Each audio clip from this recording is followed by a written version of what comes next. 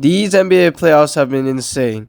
From multiple 3-1 comebacks to 5 Game 7s to one of the best series and NBA Finals of the decade. Let's just break down all the storylines and drama of this playoffs. We gotta start it off with the play-in tournament. First, the Miami Heat versus the surging Charlotte Hornets, where LaMelo Ball ended the Heat. Ball breaks free, gets it, 7 seconds, ball the drive, and Ball lays it in! There's no timeouts left for Miami. Charlotte up by 1, the drive, it's over! Mitchell got negated!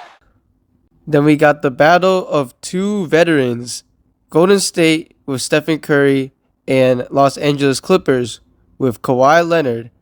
This game also came down to the clutch, where Stephen Curry turned back the clock. Time is on it. Bumped Curry, 3,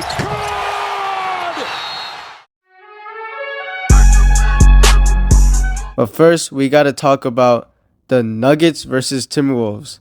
This was probably the most anticipated series of the first round, with the two clashing many times in the past. In 2023, where the Nuggets won the Timberwolves, and in 2024, one of the best series of the decade, got into Game 7, where the Minnesota Timberwolves were able to win that series. And now it is the third time in 4 years. We have Nikola Jokic and his red-hot Nuggets, who have won 10 in a row, versus Anthony Edwards and the Timberwolves. Many people predicted that the Nuggets would win, as they thought they could be a contender for the championship. And in Game 1, it showed, as the Nuggets won the first game and looked like the Minnesota Timberwolves didn't really have a chance. But then Minnesota won Game 2 and 3 with great defensive performance by Rudy Gobert and Jaden McDaniels guarding Nikola Jokic and Jamal Murray. But then in Game 4, Dante DiVincenzo tore his Achilles, starting point guard of the Timberwolves. And then in the second half, Anthony Edwards goes down. However, Io scores 43 points, and the Minnesota Timberwolves take a 3-1 lead. With Nuggets winning in Game 5, it seemed like they could possibly have a chance to win this series, as Anthony Edwards would be out for the rest of the series, Dante DiVincenzo out for the rest of the series, and then Ayo Dosunmu gets injured, who was the hero for Game 4. But they got KD, but we got Jaden McDaniels. McDaniels leads the way with 32 points, alongside 24-point bomb from Terrence Shannon Jr., who barely even played this series, to defeat the Nuggets in 6 games. Then we gotta talk about the Los Angeles Lakers versus the Houston Rockets. Kevin Durant versus LeBron James again for the first time since the 2018 NBA Finals. The Houston Rockets were heavily favored, as the Los Angeles Lakers would be without Luka Doncic and without Austin Reeves for most of the series. However, the first game, a surprising hero came. Luke Kennard scores 27 points and becomes like Luka Doncic to win the game for the Lakers. And then in Game 2, the Lakers surprisingly win again. Luke Kennard had another great game with 23 points. Marcus Smart had 25 points. And LeBron James turns back the clock with 28 points. Then in Game 3, now they're without Kevin Durant, but it seemed like they would get their first win, up by 8 with around 40 seconds left. Then this happened. Inbounder is Şengün. They will go to the backcourt, and Shepherd. James is there to greet him. Second body, Hachimura, and he turns it over. Get it ahead for James. Slaps it over to Kennard. Lakers are down by 3 to the top. It's good. LeBron James is money. LeBron James gets the steal and then hits an insane 3-point shot to go to overtime, where the Los Angeles Lakers would win and take a 3-0 lead, with LeBron scoring 29 points and 13 rebounds, turning back the clock at the age of 41 years old. Now the Houston Rockets came back with 2 punches, winning games 4 and 5, but that was not enough, as in game 6, the Los Angeles Lakers were able to capitalize and blow out the Houston Rockets with another masterful game by LeBron James. Then we have the New York Knicks versus the Atlanta Hawks, where the New York Knicks won comfortably the first game, but then in the second game, CJ McCollum came out with a 32-point bomb, including really clutch shots in the fourth quarter to win game 2. And then in game 3, CJ McCollum does it again. Get it in. McCollum, fire!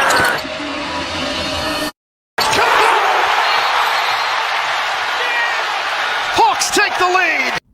CJ McCollum hits a game winner, which helps Atlanta get a 2-1 lead on New York, and it seemed like New York might be in trouble. But then in the last 3 games, Jalen Brunson and Karl Anthony Towns comes up with some great games. OG Anunoby also. Everyone performed well. Karl Anthony Towns especially having a new playmaking role, and they were able to easily win the last 3 games, including game 6, where New York won the game by 51 points. They were up by 60 in this game and embarrassed the Atlanta Hawks to advance to the next round. We got the Cleveland Cavaliers versus the Toronto Raptors. It seemed though that the Cleveland Cavaliers would win the series as they won the first 2 games easily. But then Scotty Barnes and RJ Barrett come alive and help the Toronto Raptors win the next 2 games to tie the series up at 2-2. Then the Cavaliers were able to get a win in game 5, and in game 6, a really close game, RJ Barrett had the ball with the season on the line. Raptors looking to force a game 7. Down 1. Barnes on the move. Toss out. Barrett 3. Off the heel.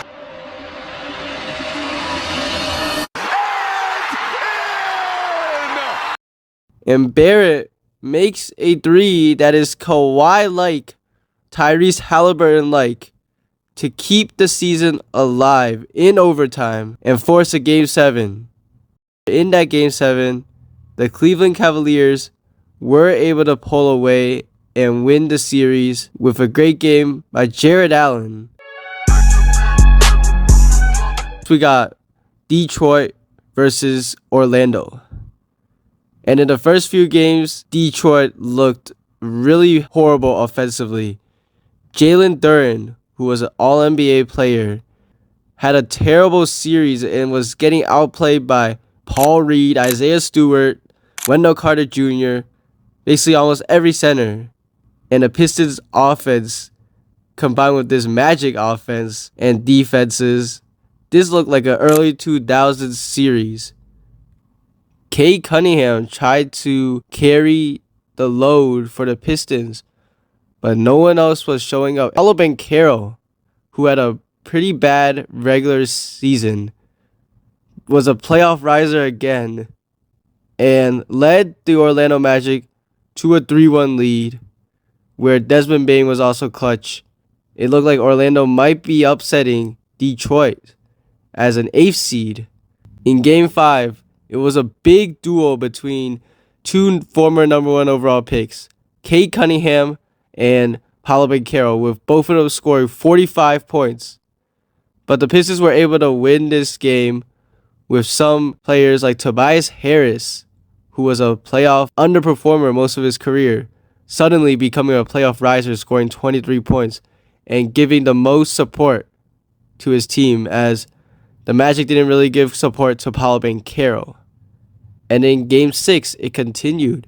The Detroit Pistons was able to win a game where they were losing by 24, but then the Orlando Magic could not make anything for the second half of the game, only making 4 shots in the whole second half, with another great game by Cade Cunningham and Tobias Harris combining for 54 points. The Detroit Pistons forced Game 7.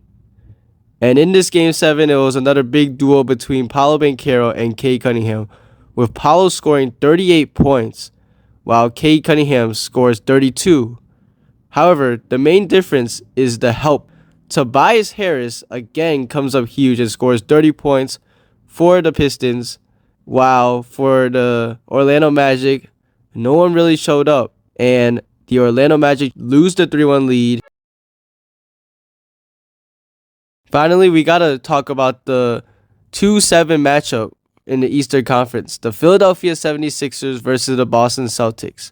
With Embiid out for at least half of the series, it looked like Boston was going to easily win this series. And in the first game, they blow the 76ers out by 30. Second game, the Sixers respond with a win as VJ Edgecombe had a huge game, scoring 30 points as a rookie. And other players showed up, like Tyrese Maxey scoring 29, and Paul George, more of a role player role, was able to contribute big in this series where he shot higher than 50% from 3. But then the Celtics won Game 3, blow the 76ers out by 30 again in Game 4 with Embiid coming back in that game. It looked like it was over.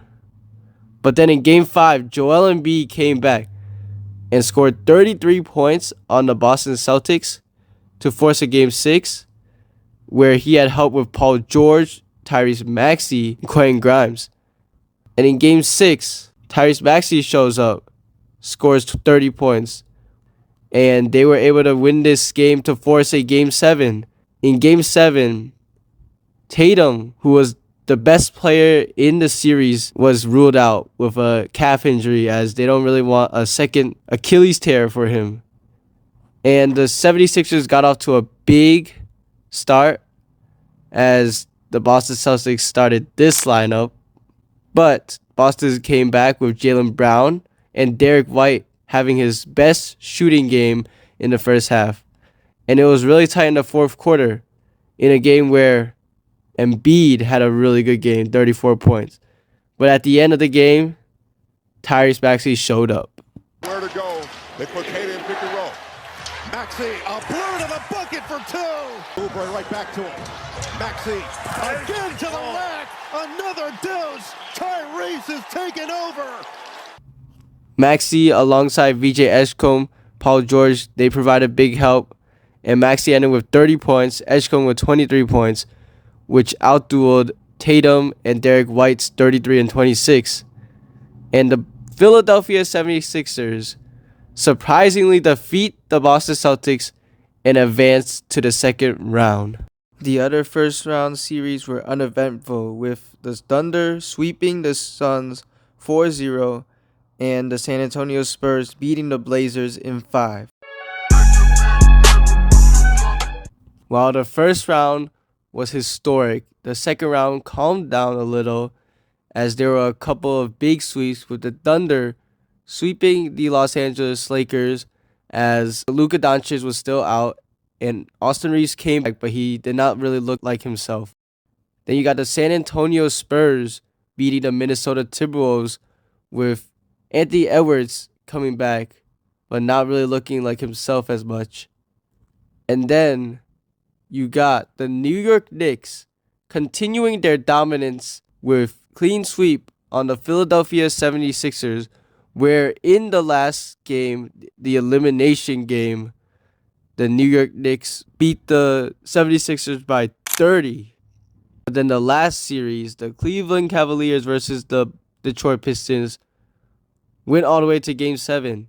In the first 2 games, the Detroit Pistons offense looked so much better than the Orlando Magic series, where in the clutch time, Detroit was able to come out and win the first 2 games with great performances by Cade Cunningham and Tobias Harris continuing to look like the second option of the team. However, in Game 3 and 4, Cleveland Cavaliers come back with Donovan Mitchell going superhero mode, scoring 35 in Game 3 and then 43 in Game 4. And in Game 5, in a tight game, the Cleveland Cavaliers escape with the win despite a 39-point game by Cade Cunningham. James Harden stepped up and scored 30 in this game. In Game 6, the Detroit Pistons blow out the Cleveland Cavaliers to force a Game 7. In another series, they have a Game 7. However, in this Game 7, the Cleveland Cavaliers popped off early and destroyed the Pistons by 30, with Donovan Mitchell scoring 26 points. And Cleveland Cavaliers, although they won the first two series, very unconvincing for them to win the Eastern Conference. And the New York Knicks might have showed that, easily sweeping the Cleveland Cavaliers, where James Harden had one of his worst series, couldn't score, and was getting blown by every time by Jalen Brunson in this series. And continuing the trend of destroying teams in elimination games, the New York Knicks beat the Cleveland Cavaliers by almost 40 points, 37 points. And they continued their playoff win streak up to 11. On the other side, we had one of the best series of all time. Thunder versus Spurs. Now, this was already highly anticipated before the series even started, as you have a rivalry that already started years ago with Wembanyama versus Chet Holmgren. And then you have the Thunder, who looked unbeatable in the regular season, getting beat 4 times in the regular season by the San Antonio Spurs, including in the NBA Cup. So this made it all the more likely that this series would be great. And great it was. In Game 1, it was an extremely close game. It was Wemby dueling with SGA and players stepping up on both sides. And with the game on the line, this is what superstars do. Shot clock at 8. Wembanyama turns, spins, shoots, and hits. Spurs got numbers. Holmgren now behind the plate. 5 on 4. Wemby's going to pull a deep 3. Oh my goodness. Harper guarded by Williams. Caruso. Wemby beat it inside, threw it down. Castle. Lobbing. Wembanyama! He's unbelievable, folks. He's unbelievable. Victor Wembanyama had a huge game with 41 points and 24 rebounds to help catapult the Spurs up 1-0 against the Thunder, including extremely clutch shots. In Game 2, the Thunder countered back, winning the game with Shai Gilgeous-Alexander performing well and a really good balanced OKC offense, alongside with a great defensive game plan with Hartenstein and Jalen Williams going one-on-one with Wembanyama as bigger players instead of putting a smaller player on Victor Wembanyama. However, in Game 2, Jalen Williams goes down with an injury, and he would be out for basically the rest of the series. Then in Game 3, the Spurs came out guns blazing, starting off with a 15-0 run. But the Oklahoma City Thunder punched back with a great game from Jared McCain, who just got traded from Philadelphia a few months ago, looking lost, but now is a huge contributor to the Oklahoma City Thunder, scoring 24 points, and with Shai leading the way to a Game 3 win and the Oklahoma City Thunder taking a 2-1 lead. Fourth game, the Spurs again with Victor Wembanyama started off strong, and instead of blowing the lead, they did this. Wembanyama, I think he's going to go from midcourt. Victor Wembanyama led the way with 33 points in this huge blowout against the Oklahoma City Thunder, where they pressed up on Shai Gilgeous-Alexander, forcing him to only score 19 points and play great defense on all of the other players. But then in Game 5, like a chess match, the Oklahoma City countered and won, taking a 3-2 series lead with great defense on Wembanyama, only forcing him to 20 points on horrible efficiency and locking up the rest of the team as well. And Shai Gilgeous-Alexander leading the way with 32 points, Alex Caruso chipping in with 22, Jared McCain chipping in with 20 as they look to make it to the finals for the second time in a row and go back to back. But then San Antonio comes back again and wins the Game 6, forcing a Game 7 in what was another blowout. Victor Wembanyama again played really well, 28 points. And Stephon Castle, Dylan Harper chipped in for 17 and 18. And they shut down OKC again. This was a huge defensive matchup. These two teams who faced it all out in the regular season, again faced it all out in the playoffs, and now is going to a Game 7. And this Game 7 went back and forth. San Antonio started out with the first punch, but then OKC started to be alert, and Shai Gilgeous-Alexander finally came back to MVP form after struggling the whole series, making basket after basket. But then Julian Champagnie was hitting 3 after 3, and this was a really close game going into the fourth quarter. And in the fourth quarter, one team would make it to the NBA Finals and become crowned the Western Conference champions, while the other team would lose. Harper, Castle, Hartenstein, overplay, took it away. They want the double dribble, not called. Hartenstein blocked by Cornette. Oh, Cornette goes up and stops it. Fox. Harper at the top, shot clock at 5. Thunder need a stop. Harper buries a 3. San Antonio Spurs make it to the NBA Finals for the first time in 12 years and go against the red-hot New York Knicks in the NBA Finals. And they beat the Oklahoma City Thunder, the defending champs that many people believe would repeat again easily, and thought that San Antonio was too inexperienced to beat them. But San Antonio defied the odds and won. In Game 1, the San Antonio Spurs started off with a bang in the first half, where Julian Champagnie made 5 3-pointers and took a 7-point lead. But the New York Knicks tactic with Karl Anthony Towns guarding Victor Wembanyama worked, and the Knicks came back. And then in the fourth quarter, the captain of New York came to play. To Brunson, corner 3 is up, bang! Jalen Brunson from downtown, and the Knicks take a 2-point lead. Brunson on the drive, spins underneath, puts it up. Puts it in! Jalen Brunson does it again! The New York Knicks will take a 1-0 series. In Game 2, it was a similar story. The Spurs came up with a bang, but then the New York Knicks went on a run, and they were leading up to 15 points in the fourth quarter. But then the San Antonio Spurs used all their energy and came back.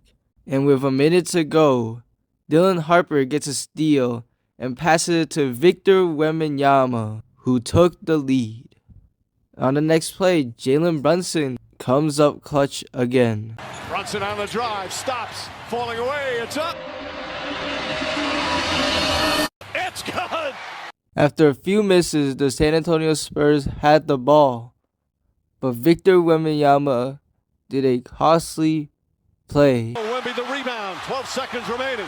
Stolen by Brunson and knocked down by Wemby. This resulted in Brunson getting fouled, who made the game-winning free throw, and the Knicks take a 2-0 lead against the San Antonio Spurs.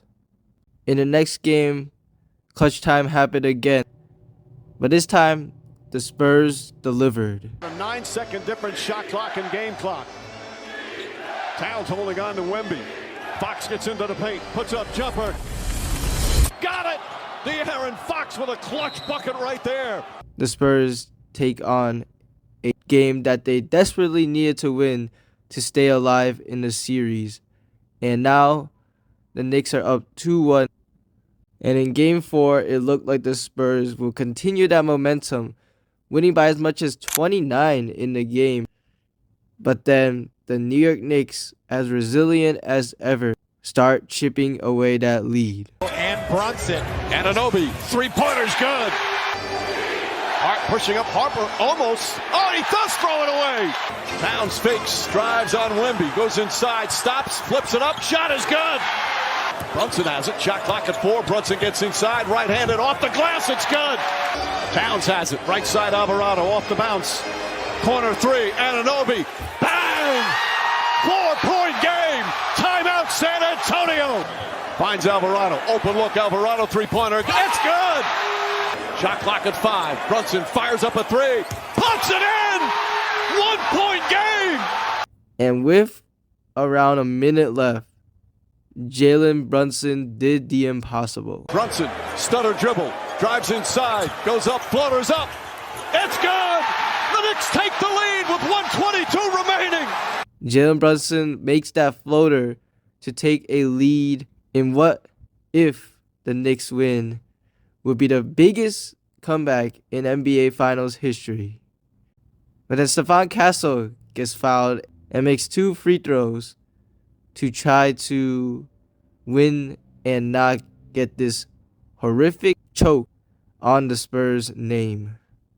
And the Knicks would miss the next shot, and De'Aaron Fox had the ball on a fast break. But then De'Aaron Fox inexplicably takes the layup instead of holding the ball to get fouled, which gives the Knicks a chance to win the game with 5 seconds left on the shot clock. Operate at the top, 101. Brunson gets it, fires up a 3. Shot no good, the tip. It's good! It's good! It's good! With 1.2 remaining! OG Anunoby makes the tip-in after Brunson's 3 miss to take the lead and win the game to complete this historic comeback from down 29 points. And the New York Knicks are indeed 1 game away from winning their first championship in 53 years. In Game 5, the San Antonio Spurs continued the streak of starting off hot, going up double digits again in what would be every game. They have gone up double digits in the first quarter, and they would hold the Knicks to only 13 points in the first quarter. But Jalen Brunson was determined to win this championship and made the game close at halftime. Then in the third quarter, San Antonio came out with a bang, and it looked like the Spurs could force a Game 6. But in the fourth quarter, Jalen Brunson arrived. Brunson gets away from Castle, the floater's up and good! Jalen Brunson with another answer! No matter who was defending him, Brunson hit shot after shot, and even though Dylan Harper also had a great game, where he looked like the best offensive player on the Spurs, despite him being a rookie, New York had Jalen Brunson, and that is all they needed. Up by 3 with a shot to clinch the series, the Knicks miss a free throw, but then the offensive rebound by Mitchell Robinson would end up clinching the NBA championship, and the New York Knicks would win the 2026 NBA championship with a huge performance by Jalen Brunson, scoring 45 points, which is a Knick record in the finals, capping off what was one of the best playoffs in recent history